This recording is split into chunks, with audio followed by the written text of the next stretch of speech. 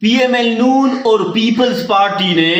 اپنے پاؤں پر خود کھلاڑی ماری ہے۔ کیسے؟ آئیے سمجھتے ہیں۔ دوستو، پاکستان کی سیاست کا ایک عجیب پیٹرن ہے۔ جب کسی سیاسی جماعت کو طاقتور حلقوں کی طرف سے سپورٹ ملتی ہے تو وہ اسے اپنی سب سے بڑی کامیابی سمجھ بیٹھتی ہے۔ اقتدار ملتا ہے، عہدے ملتے ہیں، تعریفیں ہوتی ہے اور پھر انہیں لگتا ہے کہ اب سب کچھ ان کے کنٹرول میں ہے۔ لیکن اصل مسئلہ یہ ہے کہ جو اقتدار عوام کے مضبوط مینڈیٹ کے بجائے کسی اور سہارے پر کھڑا ہو، وہ بظاہر بہت مضبوط نظر آتا ہے مگر اندر سے اتنا ہی کمزور ہوتا ہے۔ اور میرے خیال میں آج پاکستان پیپلز پارٹی اور پاکستان مسلم لیگ نون اسی پوزیشن پر کھڑی ہے۔ دیکھیے، موجودہ سیاسی صورتحال میں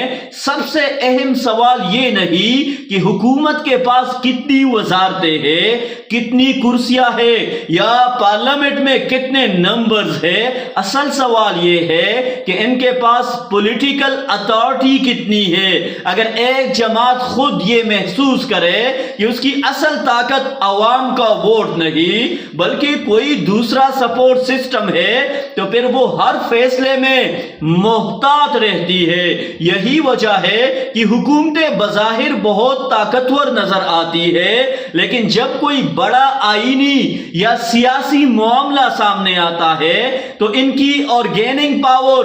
بالکل لمیٹڈ ہو جاتی ہے۔ یہی وہ مقام ہے جہاں مصطفیٰ کمال کی حالیہ بات اہم ہو جاتی ہے۔ ان کا کہنا تھا کہ ممکن ہے سیاسی جماعتوں کو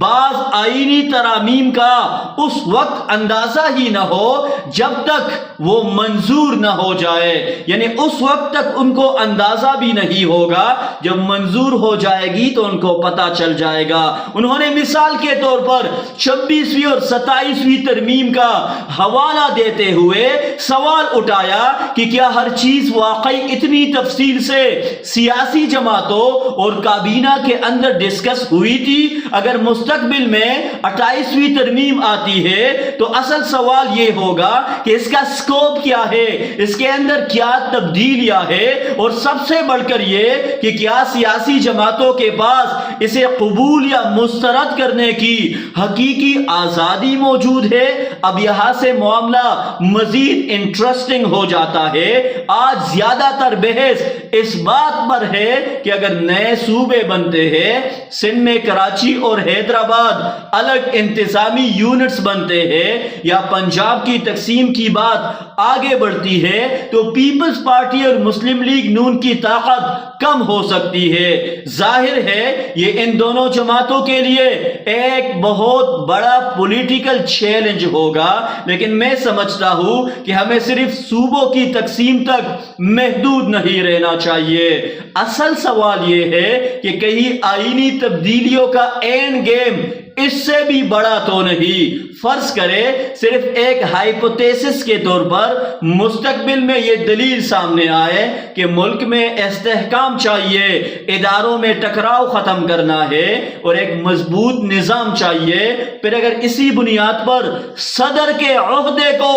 غیر معمولی اختیارات دینے، مدت بڑھانے یا کسی طاقتور شخصیت کو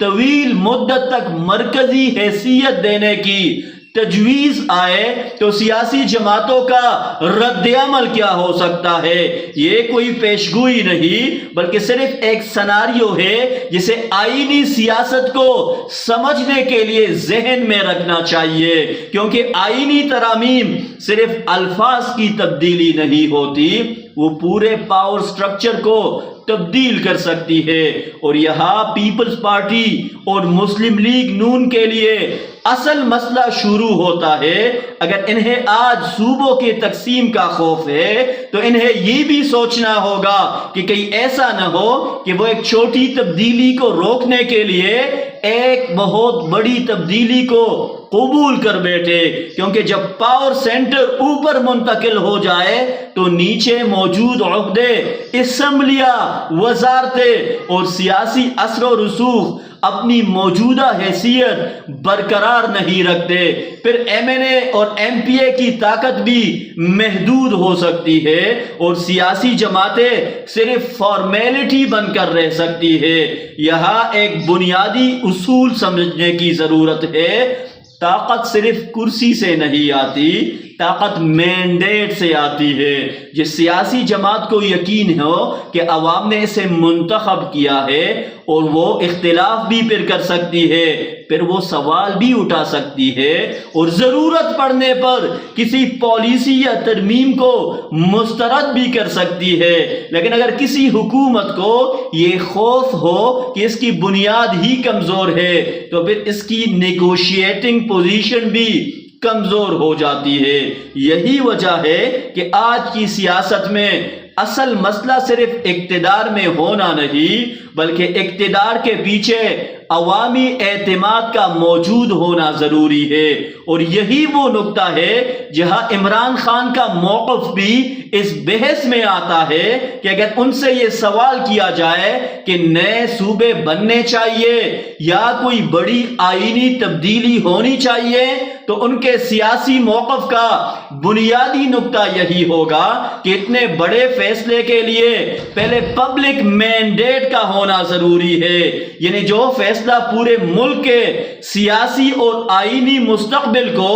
بدلنے والا ہو وہ ایسی حکومت کے ذریعے نہیں ہونا چاہیے جس کی لیجیٹیمیسی ہی متنازع ہو۔ تو دوستو میری نظر میں پیپلز پارٹی اور مسلم لیگ نون کی سب سے بڑی غلطی یہ نہیں کہ انہوں نے اقتدار حاصل کیا۔ سیاست میں اقتدار حاصل کرنا ہر جماعت کی خواہش ہوتی ہے، اصل غلطی تب ہوتی ہے جب کوئی جماعت عارضی اقتدار کو مستقل سیاسی طاقت سمجھ لے، کیونکہ آج جو طاقت آپ کو بہت بڑی کامیابی نظر آ رہی ہے کل وہی طاقت آپ کے ہاتھ سے نکل کر آپ کے خلاف بھی استعمال ہو سکتی ہے۔ اس لیے آنے والے دنوں میں ہمیں صرف یہ نہیں دیکھنا کہ 28ویں ترمیم میں کیا لکھا ہے، ہمیں یہ دیکھنا ہوگا کہ اصل مقصد کیا ہے، اختیارات کہاں جا رہے ہیں، صوبوں کا مستقبل کیا ہوگا،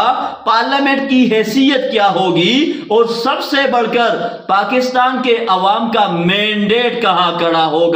کیونکہ تاریخ کا سب سے بڑا سبق یہی ہے